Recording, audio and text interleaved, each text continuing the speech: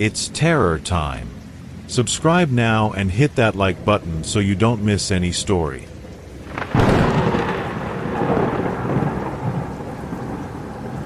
The air inside the carriage wasn't air. It was a cold, viscous soup, like breathing inside a necrotic lung. The smell dominated everything, a mixture of freshly turned cemetery earth, meat in an advanced stage of decay, and something chemical, acidic, like cheap formaldehyde losing the war against the inevitable. It was the smell of the Necropolis line train, and I, Edward Reeves, a doctor who once believed he'd seen all death could offer, was sitting on it, trapped in a nightmare riding the old sleepers between London and a destination not found on any map of the living. It all began on that sleepless night at the Royal Surrey County Hospital.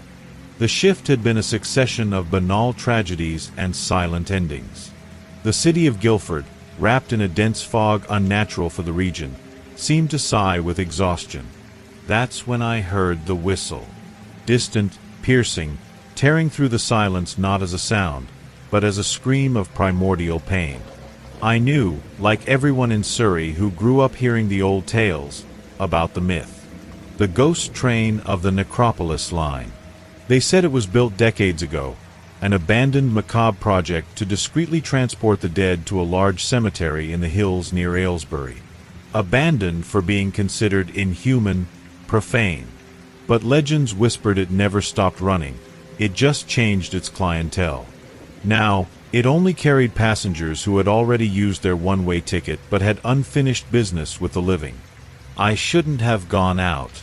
I shouldn't have followed the sound to the abandoned tracks on the outskirts of Woking. But the insomnia and an old guilt, buried as deep as the bodies this train carried, pushed me. I saw the lights appear in the fog, two sickly yellow eyes, and the monster of rusted steel emerged, groaning and belching steam that smelled of sulfur and burnt flesh. It stopped. The door of the last carriage, marked with a symbol like a stylized tombstone, opened with a groan of weary metal. A mute invitation, a perfect trap. And I, fool that I was, stepped inside. The door closed behind me with a final click, and the train lurched forward, throwing me onto a hard, damp wooden seat. The other passengers didn't look. They were too busy existing in their current state. There was an elderly woman, or what remained of her, her lace dress moth-eaten and damp with grave earth, her face a mask of melted wax over bone. Her fingers, bony and covered in skin like translucent parchment, tapped incessantly on her lap where an empty jewelry box rested. Her empty gaze fixed on the dark window, reflecting only the carriage gloom and the fog outside. Further down, a burly man, or what had once been a man, wearing a suit that had once been expensive but was now soaked in a dark, viscous liquid, sat motionless. Half his skull was missing, revealing a black, pulsing mass where his brain should have been. A strong smell of cheap gin and congealed blood emanated from him. His eyes, or the sockets where eyes should have been, stared at the floor with terrifying intensity. The air was the worst. Every breath was an effort, as if the very vacuum of death was trying to enter my lungs. The cold penetrated my clothes, my bones, my soul. It wasn't the cold of a winter in Cheltenham. It was the absolute cold of the space between the stars, the void that swallows everything. The silence was broken only by the rhythmic screech of wheels on phantom tracks, the gastric bubbling of the man with no skull, and the incessant, frantic tapping of the woman with the empty box. The terror wasn't sudden. It was a slow, steady seep, like poisoned water rising through a house's bricks. I knew, with a certainty that froze the blood in my veins, that this train had no return. It was a moving dead end. The landscape outside the window was a blur of shadows and fog. Trees twisted like claws writhed against a starless sky. Sometimes, I swore I saw faint lights, like distant villages, but they winked out as we approached, swallowed by the darkness. The train didn't stop at normal stations. It only slowed, with a groan of metallic agony, before cemeteries. Cemeteries I vaguely recognized from stories or old maps. Highgate, silent and ancient.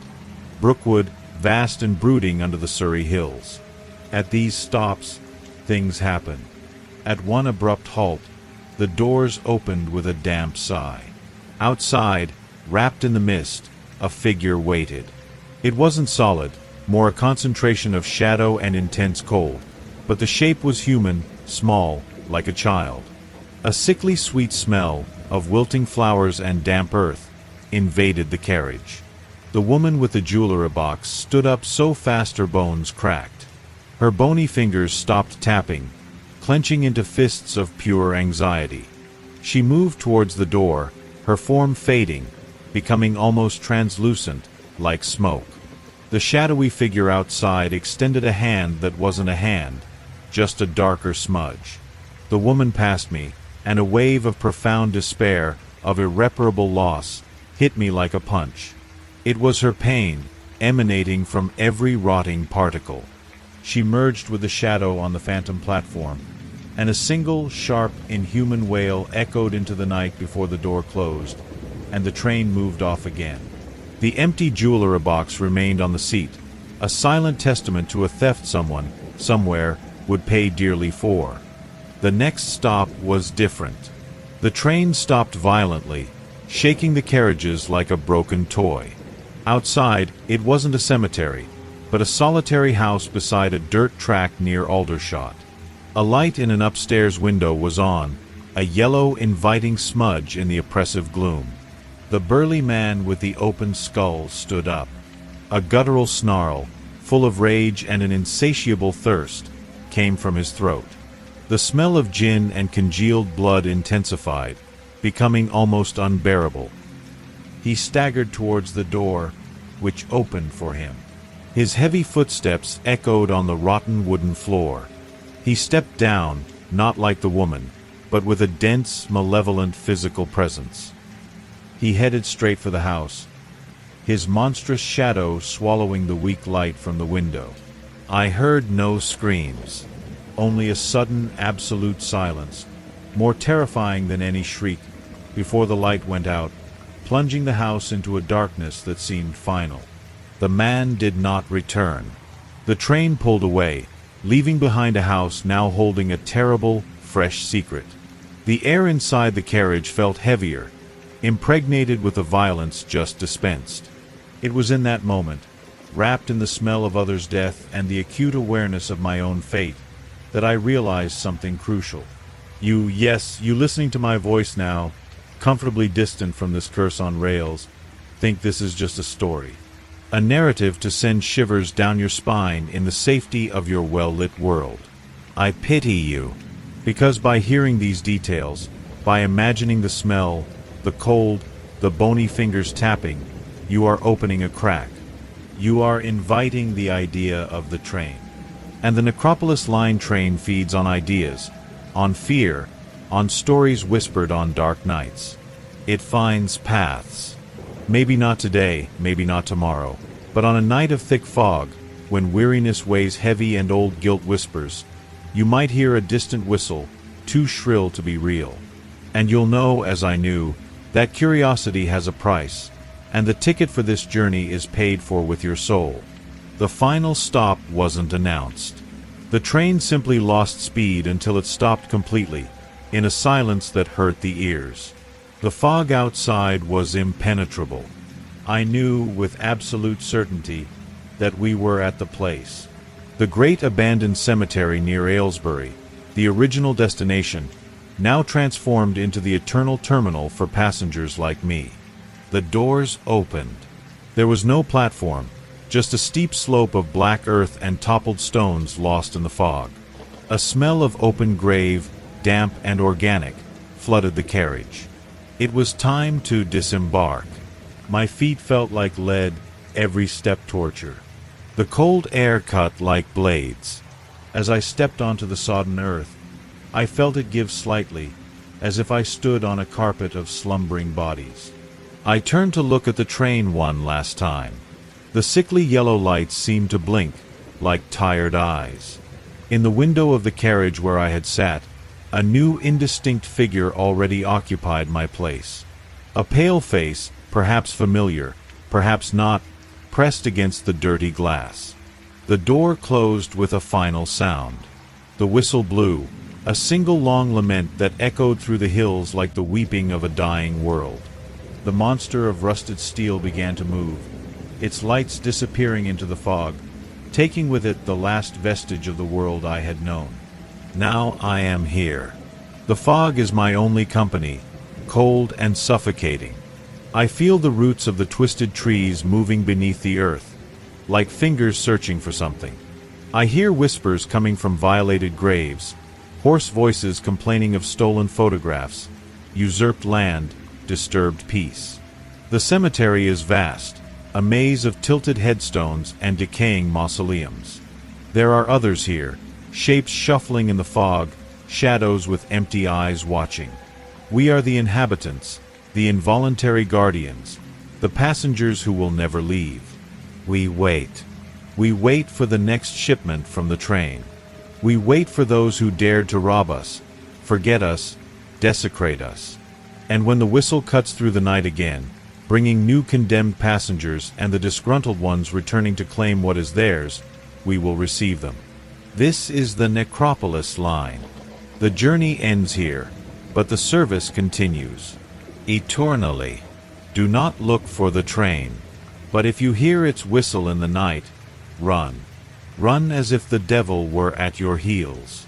Because he is, and he has the form of rusted steel and carries a fate worse than death. This story is my final warning, echoing from the fog where my body now rots. Do not be the next to sit in an empty seat. The next seat could have your name.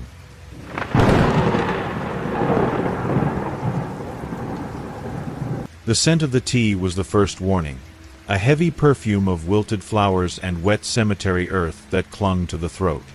It wasn't the cozy smell of a York tea room, it was the smell of Miss Agatha's cellar, where she brewed her special infusion. And I, Thomas Wright, a skeptical journalist covering urban legends from Manchester, was about to drink my own ruin. All because of Sophie. All for one more glimpse of my sister's face. The eternal longing tea house was hidden down a cobbled alley in Canterbury, a decaying Georgian building that seemed to breathe melancholy. Miss Agatha, the proprietress, was a skeletal figure always dressed in black, her hands thin and bony like dried twigs. Her eyes, however, were young, alive, and watched customers with an uncomfortable intensity, like a bird of prey assessing its next meal. She didn't sell hope. She sold a dirty needle for the wounded soul. "1 cup," she whispered, her voice a rustle of dry leaves. "A brief reunion. But remember, Mr. Thomas, longing is a deep river. Dive too deep, and you may not return." I ignored the warning. I ignored the chill down my spine. I just wanted to see Sophie. The first sip was like swallowing hot, salty tears.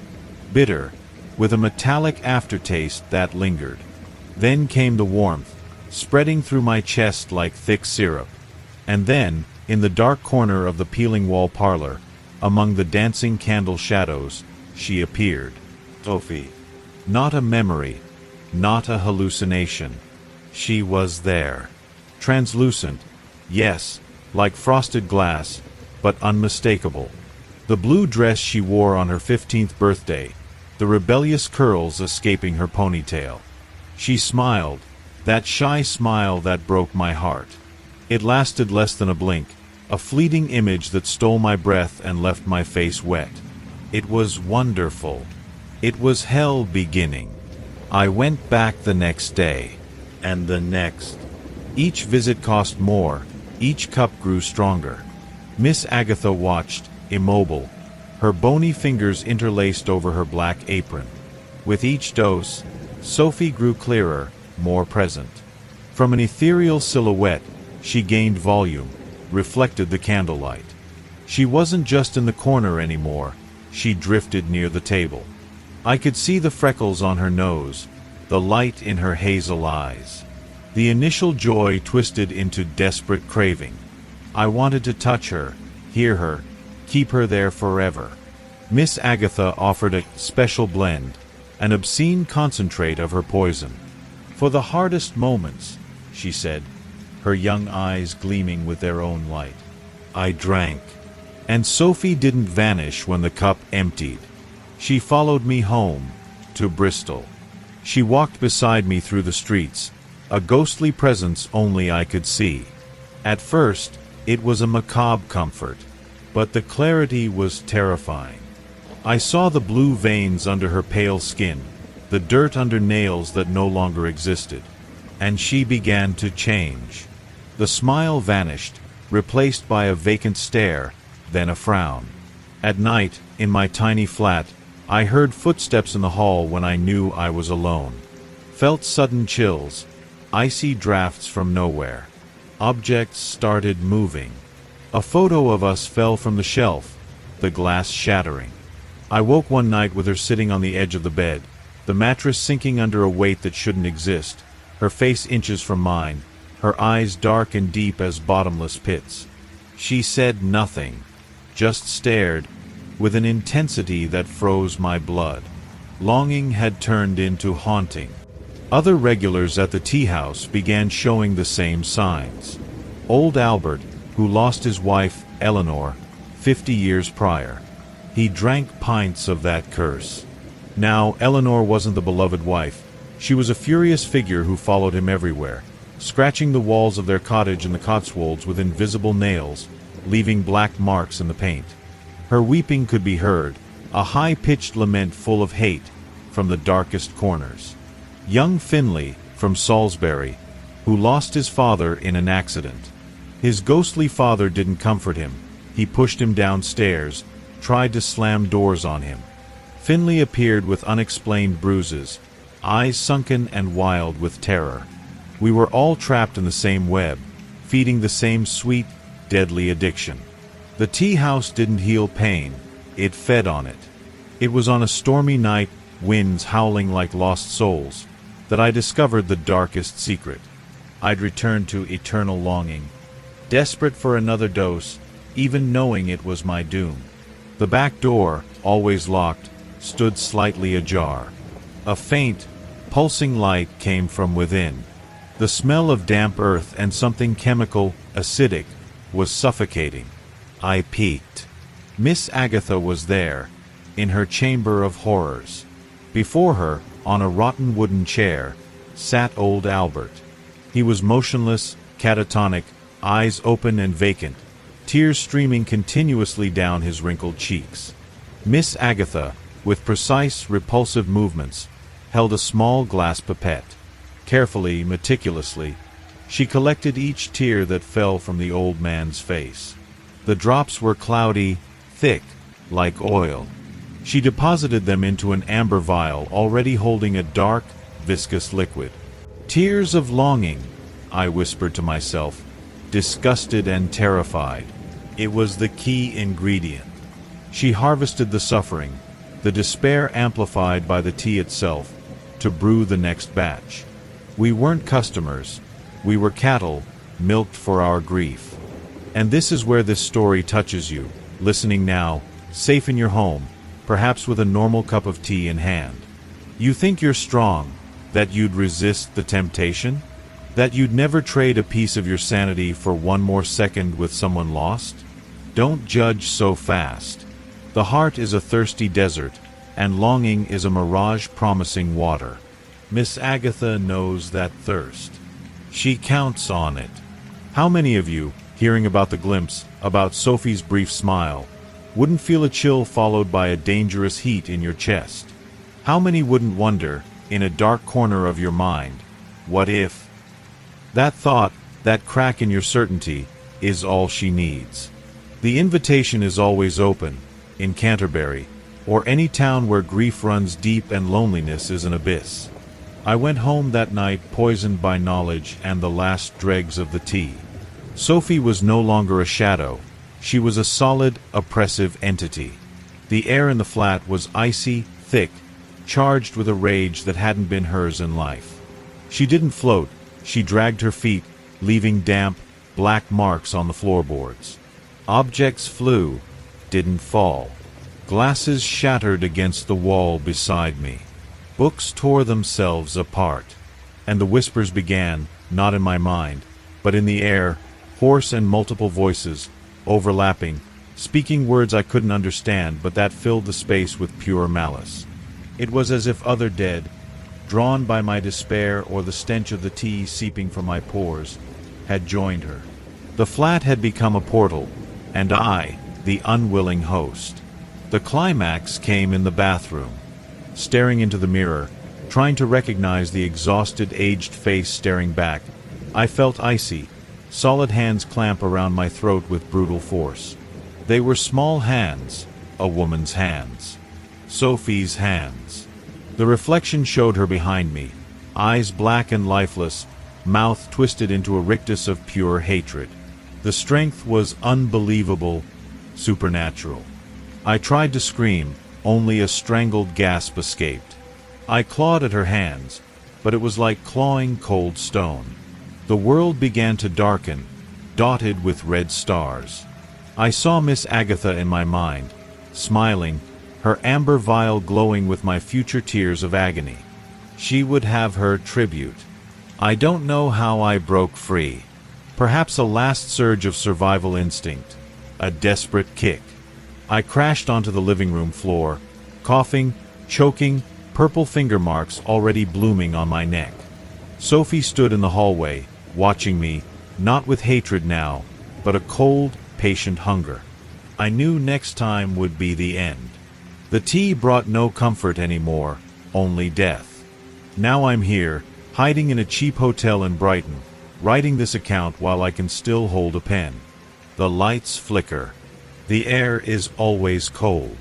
I feel her near, always near. The smell of wilted flowers and cemetery earth clings to my clothes, my skin. I know she'll be back. I know Miss Agatha is there, in her cursed tea house, serving the next brew, harvesting the next tears. Eternal longing never closes. It just waits for the next broken hearts, the next souls desperate enough to trade a ghost for a glimpse. If you feel that pain, that black hole in your chest, beware. Beware what you wish to see. And beware tea houses that promise miracles. Some harvest more than herbs. Some harvest your soul, drop by drop, tear by tear, until the dead you so long to see decide that merely seeing isn't enough. They will want to stay. They will want you. Forever. Ask yourself, just for a moment, how many cups you could drink before realizing the price is your sanity, and the ghost in the mirror has its hands ready to squeeze.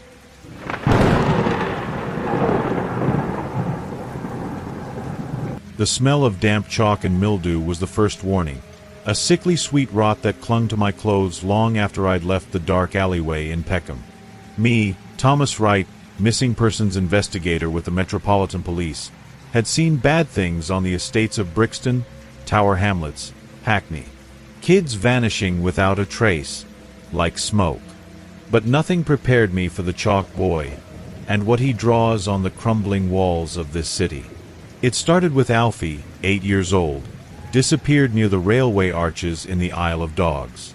His mum, Fiona, a woman whose eyes had no tears left, only a dry, deep despair, insisted on a detail other witnesses ignored.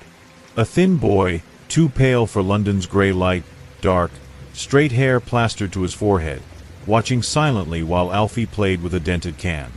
She swore she'd seen him crouched in a filthy corner, scratching at the brick wall with a common white school chalk stick. Then, Alfie and the chalk were gone. No other trace. I thought it was trauma, a desperate mother's imagination. Until the Lola case surfaced, in Newham. Same pattern. Then the Benji case, in Croydon. Always near high walls, always a pale, silent boy reported by someone. Always that strong smell of chalk in the air when the child evaporated. Fiona became my shadow. She didn't ask, just appeared at the station in Wapping, sat on a broken plastic chair and stared at me with those hollowed-out eyes. She brought photos of Alfie, scribbled maps of the area where he vanished, and a silence that weighed heavier than screams. She was my punishment for not finding her son, my constant reminder of failure. Me, who joined the force to make a difference, found myself sinking in the same mire of helplessness that covered the cold cases. My boss, the old, cynical DCI Harrison, already talked about inner-city statistics, as if some lives were worth less. Fiona, with her mute, obstinate grief, stopped me from accepting that. The lead came from an unexpected place. Marcus, a street kid of maybe 12, reeking of glue and fear, approached me near Waterloo Station. His eyes bulged, darting to every shadow. "He scratches the walls, Mr. Copper," he whispered, voice hoarse and rushed. "The white boy scratches ugly things, doors that ain't doors. And then the others come." He swallowed hard, looking over his shoulder. "They look like people, mister, but wrong. Eyes all sunk in, and the mouth don't close right. And they're hungry. Smelled the chalk, they did." Before I could ask more, Marcus vanished into the crowd like a spooked fish. But he dropped something on the grimy pavement, a common white chalk stick, half used. It felt strangely cold to the touch, and that sweet rotten smell was stronger. It was Fiona who found the first portal. Don't know how she persisted, scouring the most dangerous corners of East London, driven by a maternal instinct bordering on madness. She called me one night, her voice a thread of tension. "There's a drawing, Thomas, on the wall behind the scrapyard, in Bow. It's different." When I arrived, under a weak, dirty moon, the chalk smell was suffocating, mixed with the stench of burnt oil and rubbish. And there it was. Not a child's drawing. It was an intricate door, covered in symbols that hurt your eyes if you looked too long, angles defying logic, twisted locks like stylized bones. All in white chalk, glowing faintly in the gloom. It seemed to pulse, maybe an optical illusion from fear. But the air around it shimmered, like tarmac on a hot day.